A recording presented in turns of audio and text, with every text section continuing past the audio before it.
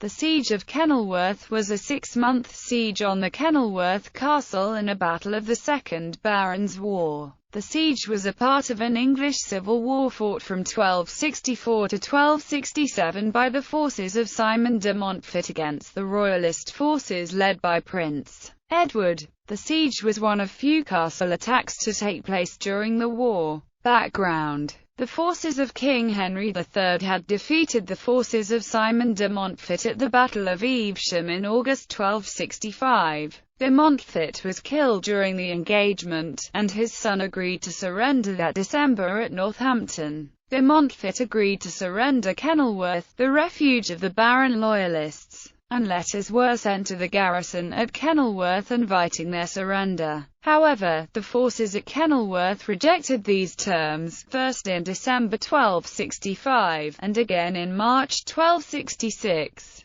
The second time by removing the hand of the king's envoy. Castle defences. The castle of Kenilworth's structure was unique and contributed to the longevity of the siege. The castle was a formidable structure due to its heavy defences. The most notable defence was a dam to the south of the castle, across which a causeway led from the entrance to the bailey and keep. Behind the dam was an artificial lake along the south and west sides of the castle, protecting it from a land approach. Ditches along the north side and a second pool on the east side of the causeway extended the water protection to surround the castle. Siege. The feudal summons for the siege was pushed back from December of 1265, finally occurring on the 21st of June the next year. From that point on, the siege occurred in earnest. The castle's garrison was large, over 1,000, usually estimated at 1,200 men, and active in defending themselves. Outside of the castle was the feudal host of England as summoned by Henry III, along with his elder son, the Lord Edward, and Edmund, who had been attempting to contain the garrison since the prior autumn. The attack on Kenilworth Castle began on the 21st of June. It was the largest siege to ever occur in England.